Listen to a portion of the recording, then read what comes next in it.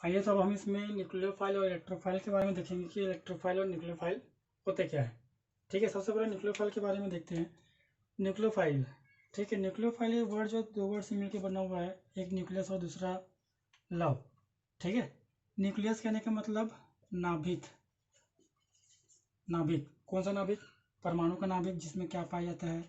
Positive charge या फिर proton. ठीक है, लव स्नेह, है ना। ठीक है, मतलब ऐसा कोई भी स्पीसीज जो क्या करेगा, जो किसके प्रति आकर्षित होगा, किसी भी परमाणु के उसके नाभिक के प्रति आकर्षित होगा, तो वो जो होता है वो हमारा क्या कहलाता है? न्यूक्लियोफाइल कहलाता है। ठीक है, न्यूक्लियोफाइल के यदि डिफाइन करना होगा तो कैसे डिफाइन करोगे, क्या बताओगे कि न्यूक्लियोफाइल एक ऐसा रिएजेंट होगा या फिर एक ऐसा विकर्मक होता है जो इलेक्ट्रॉन रिच होता है। ठीक है, जो कैसा होता है? Electron rich. रिच कहने का मतलब धनी, जिसके पास इलेक्ट्रॉन की क्या होती है? अधिकता होती है। ठीक है, और वो हमेशा ऐसी जगह पर अटैक करेगा जहाँ पे क्या होगा? इलेक्ट्रॉन की कमी होगी। जहाँ पे क्या होगी? इलेक्ट्रॉन की कमी होगी। ठीक है, न्यूक्लियोफाइल एक ऐसा रिएजेंट या फिर एक ऐसा विकर्मक होता है जो कि इलेक्ट्रॉन रिच स्पीशीज होता है, और attack on electron deficient centre कहने का मतलब वो हमेशा ऐसी जगह पर अटैक करेगा या फिर ऐसी जगह पर क्रिया करेगा जहाँ पे इलेक्ट्रॉन की क्या होगी? कमी होगी। ठीक है, कौन कौन से ऐसे जो स्पीशीज है जो इलेक्ट्रोफाइल हो सकते हैं? ठीक है, तो सबसे पहले इसमें याद रखिएगा कि जितने भी जो नेगेटिवली चार्ज जो स्पीशीज होते हैं वे सभी के सभी क्या होंगे?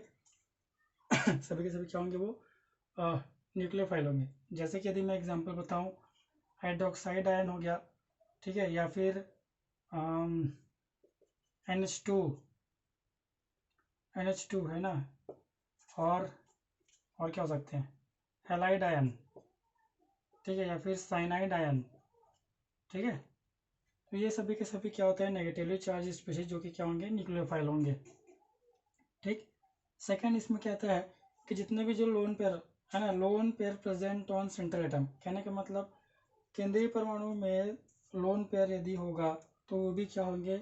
न्यूक्लियोफाइल होंगे। अब केंद्रीय परमाणु किसे कहते हैं? यदि मैं एक एग्जांपल बताऊं अमोनिया का, तो ये नाइट्रोजन और इससे लगा हुआ 3 हाइड्रोजन, तो इसमें नाइट्रोजन जो होता है वो हमारा क्या कहलाता है? सेंट्रल एटम कहलाएगा या फिर केंद्रीय परमाणु कहलाएगा।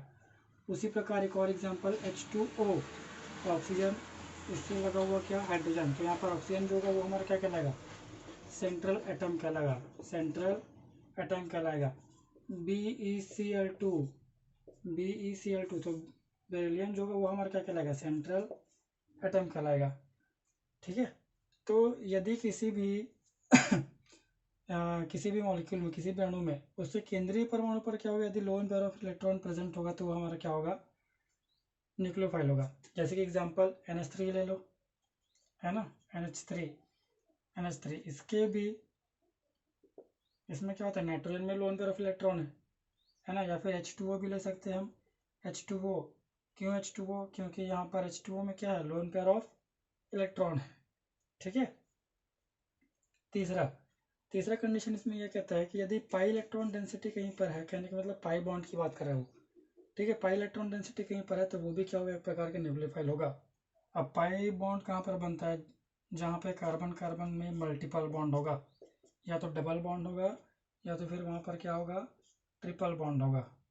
ठीक है, कहने का मतलब या तो एल्किन होगा या तो फिर वहाँ पर एल्काइन होगा, तो वो भी क्या होगा? एक प्रकार का न्यूक्लियोफाइल ही होगा। ठीक है, क्योंकि इसमें पाई बॉन्ड और यहाँ पर भी क्या है? Pi bond. ठीक है, आया समझ में इतना?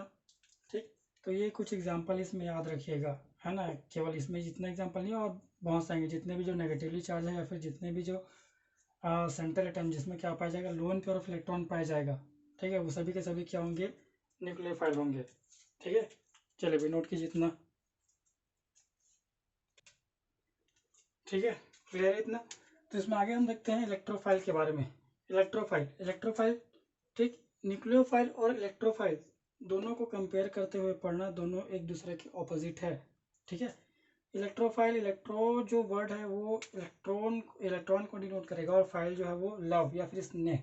कहने का मतलब ऐसा कोई भी स्पीसीज जो किसके प्रति? इलेक्ट्रॉन के प्रति आकर्षित होगा, वो हमारा क्या कहलाएगा? इलेक्ट्रोफाइल कहलाएगा। ठीक है, अब इलेक्ट्रोफाइल क्या क्या हो सकते हैं, है ना, क्या होगा इलेक्ट्रोफाइल? इलेक्ट्रोफाइल जो होता है वो इलेक्ट्रॉन डिफिशियंस स्पीशीज होता है, मतलब जिसके पास इलेक्ट्रॉन की क्या होगी, कमी होगी। ठीक है। Attack on electron rich centre, ठीक है, जो कि हमेशा कहाँ पे अटैक करेगा, कहाँ पे जाके जुड़ेगा, जिसके पास इलेक्ट्रॉन की क्या होगी, अधिकता होगी। ठीक है, जिसके पास इलेक्ट्रॉन की क्या होगी, अधिकता होगी, वो वहाँ पे जाके क्या करेगा, वहाँ पर जाकर वो जुड़ेगा, ठीक है, फिर अटैक करेगा। ठीक, जैसे एग्जाम्पल इसमें क्या क्या हो सकते हैं, जितने भी जो पॉजिटिव है ना, जितने भी जो पॉजिटिव या फिर धनात्मक आवेश वाले जो स्पीशीज होंगे वे सभी के सभी क्या होंगे, इलेक्ट्रोफाइल होंगे। जैसे एग्जांपल यदि मैं बताऊँ यहाँ पर H+ या फिर NO2+, है ना, इस प्रकार से जितने भी जो धनात्मक चार्ज वाले जो स्पीशीज होंगे सभी के सभी क्या होंगे, वो इलेक्ट्रोफाइल होंगे। ठीक, सेकंड क्या कहते हैं इसमें, incomplete octet in central atom, कहने का मतलब केंद्रीय परमाणु जो होगा उसका अष्टक जो होगा वो पूर्ण नहीं होगा। ठीक है, केंद्रीय परमाणु जिसका अष्टक कैसा होगा, वो अपूर्ण होगा। एग्जाम्पल AlCl3, ठीक है, BeCl2 या फिर BF3, है ना, इनमें जितने भी जो सेंट्रल एटम है इनका जो अष्टक जो है वो कैसा है, अपूर्ण है, इनकम्प्लीट है। इनका जो ऑक्टेट है वो कैसा है, इनकम्प्लीट। जैसे कि मैं एग्जांपल बताऊं, बेरिलियम, ठीक है, अंतिम कक्ष में यहाँ पर होता है 2 इलेक्ट्रॉन और यहाँ पर लगा हुआ है कितने, 2 क्लोरीन। तो बेरिलियम जो होगा इन क्लोरीन के इलेक्ट्रॉनों से क्या करेगा, बॉन्डिंग तो बनाएगा, लेकिन अभी भी इसका ऑक्टेट जो है वो कंप्लीट हुआ क्या, नहीं।